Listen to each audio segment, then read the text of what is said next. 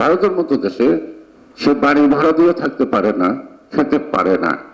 এই উদাহরণ সৃষ্টি করার মতো রাজনীতিবিদ আমরা কি হারিকেনদের খুঁজলে পাবো খুঁজে বাংলাদেশে?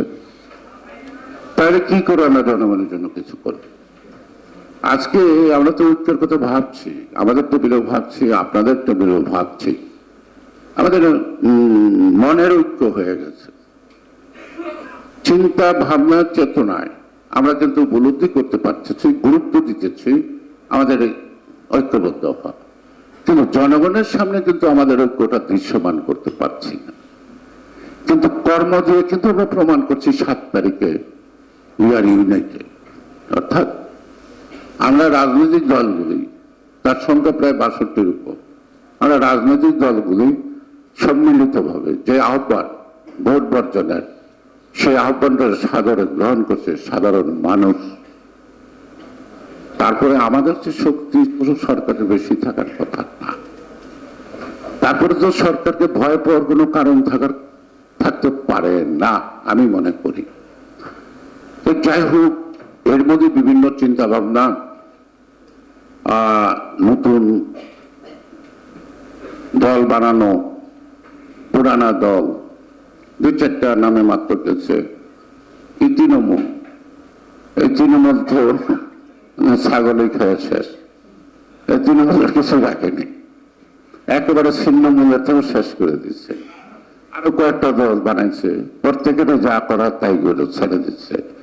কারণ থাকতে থাকতে শেষ পর্যন্ত তারাই আমরার মামারাই, মানে যারা স্বতন্ত্র তারও হাসিনার আচল ছাড়তে চায় না। আবার তাদেরকেও কিন্তু আলাদা মোর্চা হইতে হাসিনা দিতে রাজে না। তিনি বলছেন না ডাইন হাতও আমার, বাম হাতও আমার, তো মাঝখানে বাকি রইল কেটা? এটা খারাপ কথা, মাফ করবেন। এখানে একজন মাওলানা সাহেব সমকামীদের একটা ব্যাখ্যা দিচ্ছেন, মানে খারাপ কিছু।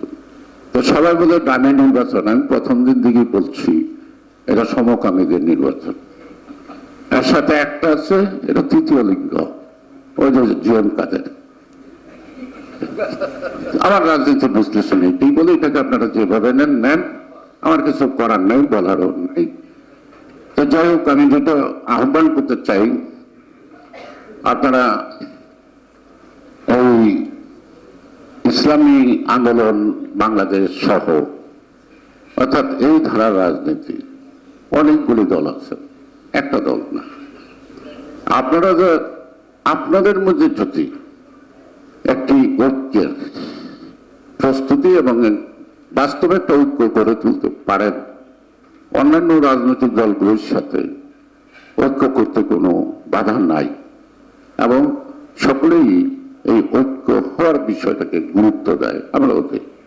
আমরা চেষ্টা করছি নানাভাবে। সেই কারণেই এই ঐক্যটা যেন ওই ঐক্য না হয় যে হাসিনার নামায়া আমরা আবার ভাগাভাগি করে খাবো। সেই ঐক্যটা যেন আজকে যে প্রতিপাদ্য বিষয় আছে একটি কল্যাণকর রাষ্ট্রের, এবং আমাদেরকে বলতে হবে ইয়েস ঐক্য হবে, আমি বলতে রাজি আছি ঐক্য হবে, আমি নির্বাচন করব না। আমি বলতে রাজি আছি ঐক্য হবে, পরবর্তী সরকারের মন্ত্রিসভায় আমি যাব না। অর্থাৎ এই মানসিকতা থাকতে হবে, নাহলে ঐক্য হবে না। খারাপ কথা বলি, যারা ডাকাতি করতে চায় তারা কিন্তু ডাকাতি করার আগে বসে না ভাগাভাগি নিয়ে, ডাকাতি করার পরে যা পায় তারপরে তারা ভাগাভাগি করে, অর্থাৎ তাদের সর্দার যারে যা দেয়। সুতরাং আপনি যদি লুটের আগে ভাগাভাগি করেন তাহলে লুট করতে পারবেন না। আজকে লুট বলছে এটা, অর্থাৎ আমার লুটের মাল যখন আমি উদ্ধার করব শেখ হাসিনার থেকে, তার আগেই যদি আমরা বিভিন্ন দল বিভিন্ন নেতারা বলুন যে আন্দোলনে সফল হলে আমার কি দিবেন, আমি কি পাবো, তাহলে জীবনেও পারবেন না।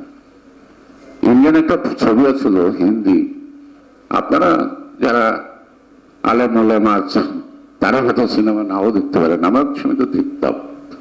তো ছবিটার নাম ছিল এক ফুল দু মালি। এক ফুল মানে হলো একজন নায়িকা, দু মালি মানে হলো দুজন নায়ক, দুজনই একটি ফুলকে নিয়ে কারাকারি।